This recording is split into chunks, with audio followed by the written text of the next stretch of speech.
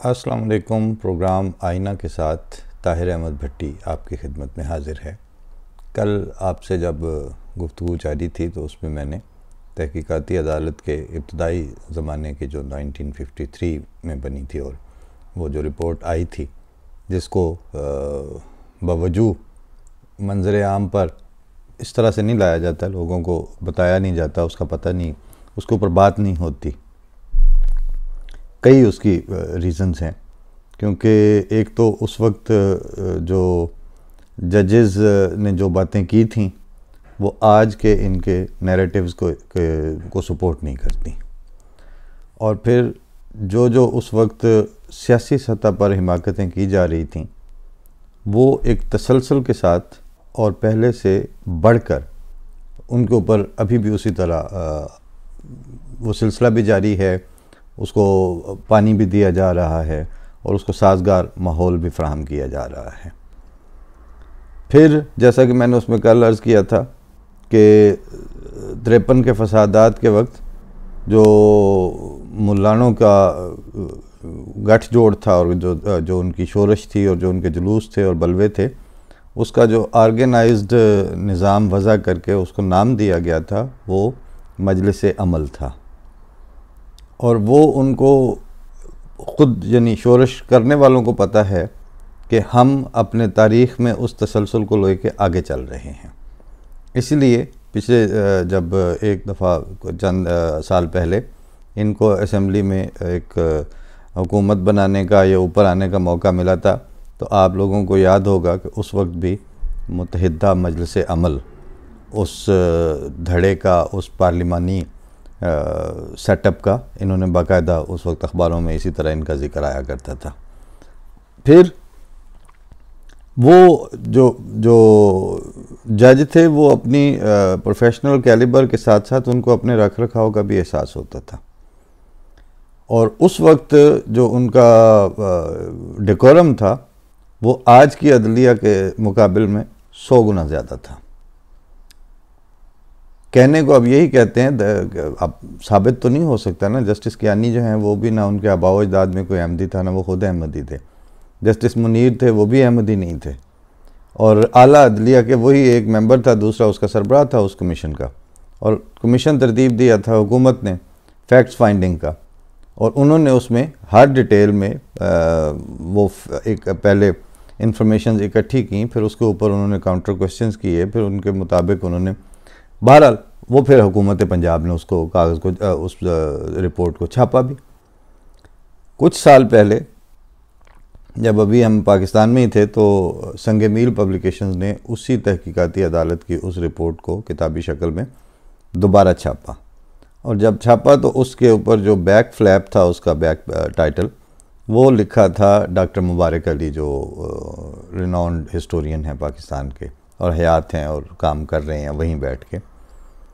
उन्होंने उसमें ये लिखा था कि मतलब उसका मफहूम ये था, एग्जैक्ट अल्फाज तो वो जो बैक टाइटल पे छपा हुआ है आप वहाँ से पढ़ सकते हैं, कि जो इस वक्त नस्लों को जो जिस तरह की उस पर डाल दिया गया है एक्सट्रीमिज़म के ऊपर, अब अगर इनको आपने वापस लाना है तो वो कहते हैं कि इस किताब का ये स्टेटस है कि ये जो तहकीकाती अदालत की रिपोर्ट और जजों की ये जो है कार्रवाई जो इन्होंने छापी हुई है हुकूमत ने भी और अब संग मील ने भी छाप दी है, इसको कॉलेजों और यूनिवर्सिटियों के तलबा के सिलेबस का हिस्सा बनाना चाहिए, ताकि कोई दूर की नहीं तो ये करीब की हिस्ट्री तो ये देख लें कि कर क्या रहे हैं और किस तरह एक तसलसल के साथ उसमें कमी भी नहीं आ रही है, उसमें इनके तर्ज अमल में फ़र्क नहीं आ रहा है, और फिर ये जिस झूठ के अंदर से और जिस झूठ के बतन से अपनी ज़हनी और अपने ख़याली सच्चाई के बच्चे लेना चाहते हैं वो पैदा नहीं हो सकते, और वो इनको वक्तन फ़वक्तन पता भी चल रहा है। कभी उसमें वो डीप स्टेट एक तरफ से नाम लिया जाता है, कभी डीप स्टेट का दूसरी तरफ से लिया जाता है, कभी कहते हैं कि जी वो आइन को चूँकि बालादस्ती नहीं है इसलिए ये सारी बातों की जड़ है, कभी ये जो जड़ है उसकी तरफ नहीं जाते। वहाँ इनको वो खाना जंगी का खौफ होता है, वहाँ यानी कानून ये है कि आप, ये जो ऑर्डर ऑफ द डे है वो ये है कि आप यकतरफा तौर पर आइन की जितनी इंसानी शिक्के हैं, जो उस जिससे एक आइन जो है वो एक इंसानी मुआशरे का आइन कहलाता है, उनको आप यूनानिमसली निगेट कर दें, उनका इनकार कर दें, और उसके बाद आप इस गुमान पर कायम रहें कि नहीं, ये चूँकि हमने अक्सरियत की बुनियाद पर किया है और हम एक अक्सरियत होते हैं, लिहाजा हमें ये राइट है। तो उसके जब आप एक गैर फितरी चीज़ को फितरी बना के पेश करेंगे तो वो उस अपने फितरी स्मूथनेस के और फितरी तस्कीन के और जो एक माशरों को अमन और आश्ती नसीब होती है, वो उस तरह बिहेव तो नहीं करना शुरू कर देगा आपकी ख्वाहिश के ताबे। वो आपको बताएगा कि आपने यहाँ पर ये ज़्यादती की थी, ये उसका रिज़ल्ट निकल रहा है। इसी तरह से आप एक मुल्क में बसते हुए इंसानों को उसमें उनका सिर्फ ये नहीं है कि वो कहीं एक कोने में लग के बैठे हुए हैं, वो आप, जैसे मैंने सरदार शौकत साहब की जो वो पढ़ के सुनाया था, और ये तो एक आध माखज़ है, माखज़ तो भरे पड़े हैं, वो कोई आपको सामने तो आपके आने दे।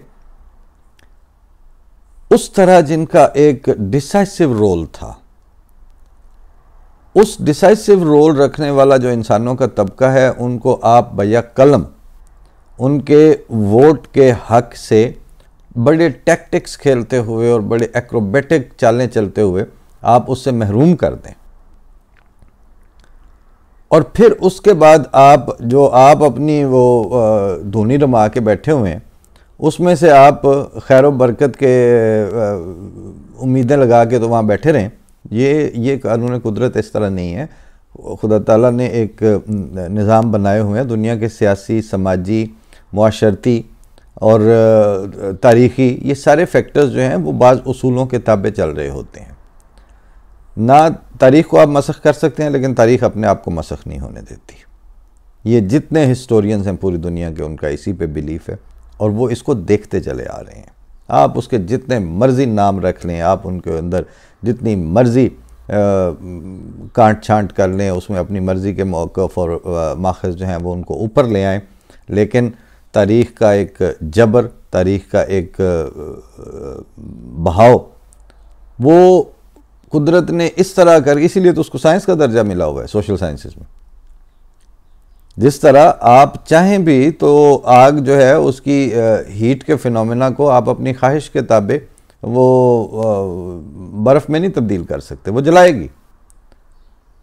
इसी तरह जब आप एक ख़ास तरह की हरकतें कर लेते हैं, जब आप एक दफ़ा तय कर लेते हैं कि हमने ये झूठ बोलना है, हमने इस बेईमानी को रिवाज देना है, हमने इस तरह की जो समाजी बददियानतियाँ हैं उसके ऊपर अपने जो एडमिनिस्ट्रेटिव स्ट्रक्चर है उसकी बुनियाद रखनी है, तो जो शाख नाजुक पे आशियाना बनेगा नापायदार होगा।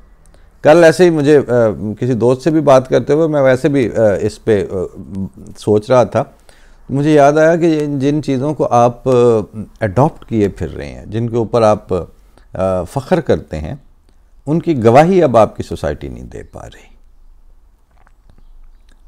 हर फर्द है मिल्लत के मुकद्दर का सितारा वाला इकबाल का जो मिसरा या वो शेर है, कहाँ अब आपने हर फर्द को मिल्लत के मुकद्दर का सितारा छोड़ा है, इस काबिल छोड़ा है। इसी तरह से ये जो भी मैंने बात की थी कि जो ये तहजीब अपने खंजर से आप खुदकुशी करेगी, जो शाख नाजुक पे आशियाना बनेगा नापायदार होगा।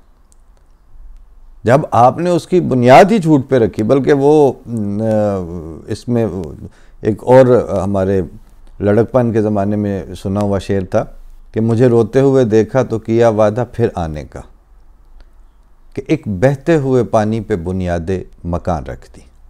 आप उसके पहले मिसरे को तो फ़िलहाल छोड़ें, लेकिन वो जो है कि एक बहते हुए पानी पे बुनियादें मकान रख दी। बुनियादें जो हैं वो सॉलिड चीज़ों पर रखी जाती हैं। इसी तरह कौमों की जो बुनियादें हैं, और अगर आपने वाक़यातन कौमें बनानी हो और अगर आपने वाक़यातन तारीख़ में आगे मुस्तक़बिल में ज़िंदा रहना हो, तो आप झूठ की तारीख के ऊपर बुनियाद रख के अपने ड्यूरेबल और मुस्तहकम मुस्तकबिल को गारंटी नहीं कर सकते। ये कभी नहीं हुआ, किसी जगह नहीं हुआ। कम नजरी और कोताह नजरी में फौरी तौर पर यही तो होता है कि आप कुछ बातें कर लेते हैं, आप कुछ ख्याल घड़ लेते हैं और उसमें आपने अपने जैसे ही जो हैं वो टटपूंजिए तो बड़ा आम सा लफ्ज़ हो चुका है, उससे भी गए गुजरे जो है वो हुजूम वो आप साथ लगा लेते हैं। वो जनरल हमीद गुल ने एक दफ़ा कहा कि जब ये स्वीपिंग मेजॉरिटी ली थी उसमें नवाज शरीफ ने, तो आदाद शुमार की रूह से उस ज़माने में, पिछले दौर की बात है, कहते हैं मैंने वो कैलकुलेट करके वोट और आबादी के तनासुब में देखा तो 16% इंसानों के वोट थे इसके झोली में। 100 में से 16% वोट को वो 22 करोड़ की नुमाइंदगी कहते हैं। यही हाल है, ये सिर्फ नवाज शरीफ का नहीं, ये सबका यही हाल है। आपका तो 100 क्या, आपकी 50% वोट आपका कास्ट नहीं होता रजिस्टर्ड वोटों के साथ, और आप उसको लेके, और वो फिर जिस जिस तरह जो जो कास्ट होते हैं, जहां जहां से वो ट्रालियां भर भर के जाती हैं, उनके सियासी एजेंडे तो होते ही नहीं है। होरी नु होरी दी, अन्य नु डंगोरी दी। आप उस वक्त जब ये जो कैंपेनें हो रही होती हैं, वो कैंपेन आपके मारूजी हालात के साथ लगा ही नहीं खाती, उसका कोई आपस में जोड़ ही नहीं होता। एक ख़ास तरह के जो पिसा हुआ तबका है, उनमें से कुछ जो हैं उठा के उन वही पर्ची काउंट हो रही होती है। कौम पर्चियों से नहीं बनती, कौम रेजोल्यूटेड माइंड रखने वाले और जिनकी जहनी, जिस्मानी, रूहानी, कैफियाती हर सतह की और इज़्ज़त नफ्स की तकरीम के साथ जिनकी तरबियत होती है, वो लोग कौम बनाते हैं। उनके नतीजे में जो इलेक्टेड ऊपर आते हैं लोग, वो होते हैं जिनको अपने होने का यकीन होता है और वो अपने मुस्तकबिल को किसी भी इंसेंटिव की बुनियाद पर दाव पे लगाने पे तैयार नहीं होते। उनको अपना फ्यूचर भी मौजूद नज़र आ रहा होता है और अपनी कौम को भी वो अपने मुस्तकबिल के ज़मानों में देख रहे होते हैं। एडहाकिज़म का लफ्ज़ उनकी डिक्शनरी में नहीं होता। वो अपने कौमी मामलात के लिए एडहाकिज़म को जहर समझते हैं।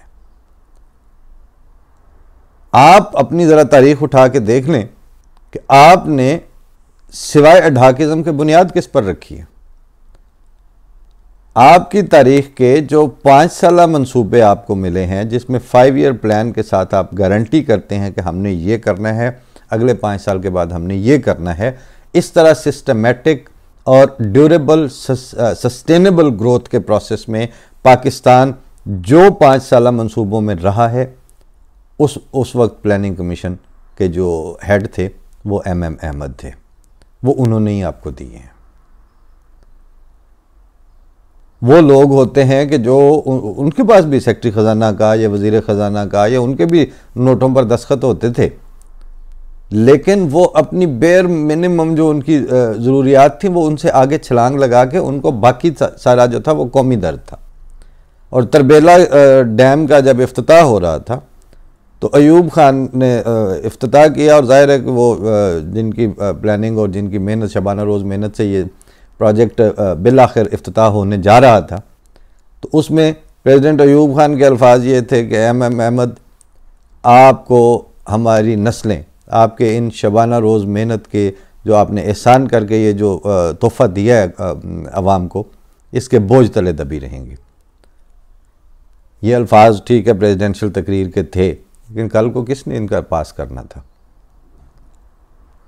वो एक नॉन अहमदी नौजवान को ही मैंने ये हवाला पढ़ के सुनाया, तो कहते हैं वो जिस ज़माने में अयूब खान ने बात की थी, उसको आज के ज़माने के हमारी नस्लों का पता नहीं था कि वो आगे से कैसी पैदा होने वाली हैं। और ये अल्फाज मैंने तो उसके मुंह में नहीं डाले थे। और वो खुद उसको यानी MSc करने के बावजूद भी ये अपनी करीब की हिस्ट्री का नहीं पता है। आप जब सिस्टमेटिक तनसीख के प्रोसेस से गुजरते हैं तो आप तो इस हवा में होते हैं ना कि आपको तो ये होता है कि बस अब हमने ये करते जाना है और बस ये जिनको हमने खुडे लेने लगाया ये लग गए हैं सारे। ज़रा सी आप में अक्ल और सेंस होती तो जिस तरह आप जिनको कॉर्नर कर रहे थे वो अपनी एकेडमिक और अपनी समाजी प्रेजेंस के लिहाज से एक दिन के लिए भी कॉर्नर नहीं हुए। डॉक्टर सलाम को आपने वहां से आउट कर दिया, डॉक्टर रियाजुद्दीन, डॉक्टर फयाजुद्दीन, उनको तो मैं खुद इंटरव्यू करता रहा, वो रित पर लिसान रहे। डॉक्टर परवेज़ हूद भाई जो हैं वो उसी तरह बात करते रहे उनके ऊपर। हर साल कोई ना कोई कॉन्फ्रेंस होनी है, उसमें जो आपके साइंस के मशाहिर थे वो उनको नागुज़ीर करार दे रहे थे, वो उनके ऊपर उनका प्राइड ले रहे थे उनके ऊपर। साहबजादा याकूब अली खान की तरफ पता नहीं आप लोगों ने क्या मंसूब कर दिया। हम तो उनके गए थे उनके मिलने F6 वाले घर में, तो उन्होंने कहा था कि जो ज़फ़रुल्लाह खान साहब जैसा वज़ीर ख़ारजा पाकिस्तान को दोबारा एक भी नसीब नहीं हुआ। और उनके अल्फाज ये भी थे, हमने खुद सुने हुए हैं। डॉक्टर बशीर ताहिर अपने थीसिस के सिलसिले में उनको इंटरव्यू कर रहे थे कॉर्नोलॉजिकल ऑर्डर US पाकिस्तान रिलेशन के हवाले से। उन्होंने कहा कि ये जो मौजूदा फॉरेन पॉलिसी और फॉरेन ऑफिस और इस तरह के ये जो इस वक्त वजारत ख़ारजा को रिप्रेजेंट करने वाले लोग हैं, ये तो चौधरी साहब की जूतियाँ सीधी करने के लायक नहीं है। तो जो आपके पास लोग थे उनके साथ आपने राज्य के बुरी की है अपने ख्याल में, उसका जो आपके ऊपर आना था जवाबी तौर पर, खुदा को तो आप मानते नहीं हैं, लेकिन कुदरत का जबर जो है वो तो ये नहीं इंतज़ार नहीं करता कि आगे दैरिये बैठे हैं या आगे मोमिनीन बैठे हैं। वो तो अपना आप बताता रहता है और साथ साथ बताता रहता है। वो उस ये तमहीद तो नहीं थी, ये असल में तो ये हकायक हैं जो चल रहे हैं। अब इस हवाले से जब मैंने उसको चंद सफ़हात उसके देखे तो इब्तिदा में ही ये जजों ने लिखा है उसके पहले हिस्से में कि अहरारियों का रवैया उस बच्चे का सा था जिसको उसका बाप किसी अजनबी को पीटने पर सज़ा की धमकी देता है, और वो बच्चा ये जानकर कि उसे सज़ा नहीं दी जाएगी अजनबी को फिर पीटने लगता है। यहाँ बच्चा अहरारी हैं और अजनबी पाकिस्तान के अहमदी थे। इसके बाद चूंकि दूसरे लोग देख रहे होते हैं, इसलिए बाप महज परेशान होकर बेटे को मारता तो है लेकिन नरमी से, ताकि उसे चोट ना लगे। आगे ही लिखते हैं कि चूंकि मरकज़ी हुकूमत मुसलसल दरियाफ्त कर रही थी और CID की याददाश्तें अंबार दर अंबार जमा हो रही थीं, इसलिए 25 मई 1952 को एक कॉन्फ्रेंस मुनक़िद की गई और फैसला किया गया कि अहरारियों और अहमदियों के तमाम जलसे ममनू करार दे दिए जाएं। यह इक़दाम बहुत खूब था, लेकिन 5 जुलाई तक इसको काट छांट कर बिल्कुल ही नेस्तो नाबूद कर दिया गया। हुक्म इम्तनाई की खिलाफ वर्जी में जुलूस निकलते हैं तो निकलने दो, यानी अहरारियों के जलसे होते हैं तो होने दो। और जब हुकाम ज़िला ने कुदरती तौर पर कहते हैं इसमें एक चौथी हिदायत का इजाफा कर लिया था कि हुकूमत से इस्तिस्वाब की कोई ज़रूरत नहीं क्योंकि इस्तिस्वाब में देर लगती है। ये जस्ता जस्ता ज़ाहिर है मैं उसमें से कोट कर रहा हूँ, सारे का सारा तो हो नहीं सकता। फिर इसके बाद वो साथ साथ ये भी बताते हैं कि हमारा ख्याल है, जजेस कह रहे हैं कि ये मुतालबात बग़ैर किसी मजहबी एहतियात के, बग़ैर अमन आमा को ख़तरे में डाले और बग़ैर हयात आमा को सदमा पहुँचाए मुस्तरद किए जा सकते थे। जो मुतालबात जो शुरू से करते आ रहे हैं, जो फिर बाद में असम्बली ने मंजूर की है और जिसके ऊपर अब आपके जो दानिश्वर हैं वो फुदकते हैं और नाचते हैं कि जी ये तो असम्बली ने बना दिया है और आइन ने बना दिया है। आपने आइन में गंद क्या किया है ये तो देखें आप अपना। जजेस कह रहे हैं हमारा ख्याल है कि ये मुतालबात बग़ैर किसी मजहबी एहतियात के, बग़ैर अमन आमा को ख़तरे में डाले और बग़ैर हयात आमा को सदमा पहुँचाए मुस्तरद किए जा सकते थे, लेकिन हमारे नज़दीक कानून व इंतज़ाम की सूरत हालात के मकासद के लिए उनका जवाब देना बिल्कुल ज़रूरी ना था। वो सूरत हालात तो एक सादा हुक्म इम्तनाई के नफाज ही से बहुत बेहतर हो गई थी, अगरचे वो हुक्म बहुत नाकाफ़ी था, लेकिन जब जुलाई 52 के बाद अहरार और उलमा के तरफ से कामिल बेपरवाही का रवैया इख्तियार कर लिया गया तो वो सूरत हाल फिर बिगड़ती चली गई। बल्कि इसके बरक्स चीफ मिनिस्टर की उन तकरीरों की वजह से ये बिगाड़ और भी ज़्यादा हो गया, जिनमें उन्होंने अलल ऐलान ये ख्याल जाहिर किया कि अहमदी मुसलमान नहीं हैं। दौलताना यानी उस वक्त के शहबाज शरीफ, चीफ मिनिस्टर ऑफ पंजाब, ये बेहूदगियों की आपकी लंबी तारीख है। आगे लिखते हैं कि अखबारात ने यकीनन डायरेक्टर ताल्लुकात आमा की हौसला अफजाई से शोरश की आग को हवा दी और हम डॉक्टर कुरैशी के इस ख्याल से मुत्तफिक हैं कि मिस्टर दौलताना हरगिज़ इस अमर से बेखबर ना हो सकते थे कि अखबारात क्या कर रहे हैं। उर्दू के 4 अखबारों को उनके हज़ारों पर्चों के इवज़ बड़ी बड़ी रकमें दी गईं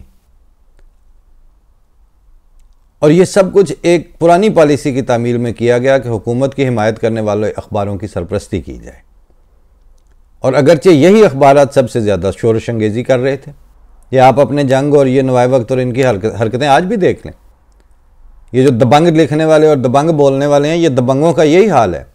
ये बेसिकली पे रोल पर होते हैं, अपने मफाद का धड़ा कुट रहे होते हैं। ये कोई ये मत समझें कि ये कोई बड़े ज़मीर के साथ जुड़े हुए और ज़मीर की आवाज़ बुलंद करने वाले टार्च बेरर्स हैं। ये जब की बात है, उस वक्त से ही। और आगे जो है जिस बात की वजह से मैं ये एग्जैक्ट मैं बात पेश करना चाह रहा हूं, मिस्टर दौलताना को इसका इल्म था कि 2 लाख रुपए की रकम जो असेंबली ने नाखानदा बालगों की तालीम के लिए मंजूर की गई थी, मिस्टर दौलताना के अहकाम के मातहत इन 4 अखबारों की खरीदारी के लिए मुंतकिल कर ली गई और कहा गया कि इस स्कीम को खुफिया रखा जाए। और डायरेक्टर ने निहायत खीरा चश्मी से हमारे सामने बयान किया कि यह स्कीम ख्वानदगी को तरक्की देने के लिए नहीं बल्कि ख़ास किस्म के अखबारों की इमदाद के लिए वज़ा की गई थी।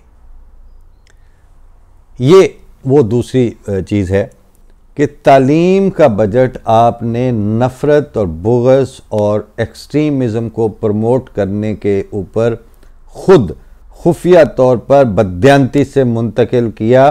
2 लाख का बजट किस सन में? 1952 में, 1952, पाकिस्तान बनने के सिर्फ 5 साल के बाद। आप पब्लिक को एजुकेट करने के लिए नहीं, आप वो जो तालीम बालगा यानी जिनकी उम्र ज़्यादा हो चुकी है, वो स्कूलों में नहीं जा सकते, उनको ऐसा सिस्टम के ज़रिए तालीम बालगा में उसके लिए फंड मुख्तस थे कि वो हरफ शनास हो सकें, कोई अपने दस्तखत कर लें, वो अपने मेन स्ट्रीम का हिस्सा बन सकें। सारी दुनिया में इस तरह होता है। इंटीग्रेशन के लिए प्रोजेक्ट था वो। लेकिन फ्रॉम द डे 1 आप अपने सोशल फाइबर के साथ, अपने ह्यूमन स्टफ के साथ किस तरह का खिलवाड़ करते आ रहे हैं और उस पे आपको फ़ख्र है। उसके बाद आप जब झंडे लगा के तो तकरीबों में आते हैं, उतराने पे खड़े होकर हाथ आपने यहाँ रखे होते हैं, उसी हाथ के नीचे आपके दिल के अंदर इस तरह की बेईमानियां पल रही होती हैं और उसमें कोई तब्दीली आप में अभी तक नहीं आई। मैं इस सारी किताब को तो ज़ाहिर 300-400 सफ़े की है, मैं कैसे पढ़ के सुनाऊं, लेकिन इसका जो आखिरी उनमें जो पैराग्राफ है इस सारे इशू के ऊपर, वो अजीब है। वो अजीब है और वो बताता है कि सबको पता था। कहते हैं कि 2 नज़रियों के तसादुम पर किसी एक को मुंतखब कर लें, यह हुकूमत की जो पॉलिसी है। बेयकीनी की हालत इस सूरत में बराबर कायम रहेगी। अगर हम जहां रेती की ज़रूरत है वो रगड़ने वाली, वहां हथौड़ा इस्तेमाल करना चाहें और इस्लाम से इन उकदों को हल करने की तवक्को रखेंगे जिनको हल करना कभी भी इस्लाम का मकसूद ना था, मायूसी, नामुरादी और दिल शिकस्तगी बराबर हमारे शामिल हाल रहेगी। वो मुकद्दस दीन, ये जजों के अल्फाज हैं, वो मुकद्दस दीन जिसका नाम इस्लाम है बराबर ज़िंदा रहेगा, ख्वाह हमारे लीडर इसको नाफिज करने के लिए मौजूद ना भी हों। दीन इस्लाम फ़र्द में, उसकी रूह में, उसके नुक्ता निगाह में और उसको महद से लहद तक खुदा और बंदों के साथ ताल्लुकात में ज़िंदा रहेगा और ज़िंदा है और ज़िंदा रहेगा। और हमारे अरबाब सियासत इनको खूब समझ लेना चाहिए कि अगर अहकाम इलाही, ये जुमला है जनाब जिस पे बात ख़त्म की है। अगर अहकाम इलाही, अल्लाह ताला के अहकामात एक इंसान को मुसलमान नहीं रख सकते तो इनके कवानीन ये काम अंजाम नहीं दे सकते। खुदा के हुक्म से अगर इस्लाम का नफाज नहीं हो सका तो तुम लोगों की इन हरकतों से हो जाएगा। ये बात सन 53 से जजेस लिख चुके हैं और वो बता चुके हैं, लेकिन वाए नाकामी और वाए बदनसीबी, वो एक जुमला कहते हैं कि कारवां, शेर है कि कारवां के दिल से एहसास ज़यां जाता रहा। अब तो आपकी जो इस वक्त मॉब और जो हुजूम इस वक्त जमहूरियत और आइन को बहाल करने निकले हैं और जो पाकिस्तान को अब अपनी इन क्या इनका नाम रखा जाए, फिर बाज़ लोग कहते हैं कि जी वो बिलो द डिग्निटी अल्फाज थे। यानी आप डिग्निटी के अल्फाज मुझसे मुतालबा ये कर रहे हैं कि वो उन लोगों को जो कार मुज़ल्लत में गिरे हुए हैं उनके लिए अब मैं हज़रत और अल्लामा कहने से तो रहा, लेकिन बहरहाल मैंने अपनी सी कोशिश कर ली है। अब इसके साथ ही जो डेवलपमेंट्स हुई हैं तालीम में बालगा का, मैंने बताया ना कि तालीम के दुश्मन हैं इस वक्त ये। अब दूसरी तरफ IBA कराची में वो डॉक्टर आतिफ मियाँ को उन्होंने शेड्यूल किया हुआ था, तो वो जी एक्सट्रीमिस्ट की थ्रेट्स की वजह से वो कैंसिल करना पड़ा है। इस पे अब इंशाल्लाह अगला जो प्रोग्राम आएगा हमारा उस पे बात करेंगे। वो अमेरिका से एक दो सीनियर्स को भी मैंने दरख्वास्त की है, शायद उनमें से भी कोई मेरे साथ शामिल हो उसमें। तो ये सिस्टमेटिक जो सुइसाइड है, तदरीजी ख़ुदकुशी की तरफ जो अब आपको लेके गए हैं, तो अब हमें तो आप मरते हुए नज़र आ रहे हैं, आप हमें ज़िंदा नज़र नहीं आ रहे। इसलिए अब ज़िंदगी के असालीब की तरफ वापस जाएं अगर जा सकते हैं तो। इस हलाकत से भाग के निकलेंगे तो तब है। अभी तो आप इसको मतलब आबे हयात समझ के पी रहे हैं तो फिर पिएं। अल्लाह ताला ही है जो अब आपको ये फ़हम और शऊर दे। हम सिर्फ बात कर सकते हैं या दुआ कर सकते हैं। फ़ी अमान अल्लाह। पाकिस्तान अल्लाह के हवाले। अल्लाह तौफीक दे आपको कि बेहतर फ़ैसले और बर वक्त फ़ैसले कर सकें। अस्सलाम वालेकुम व रहमतुल्लाह।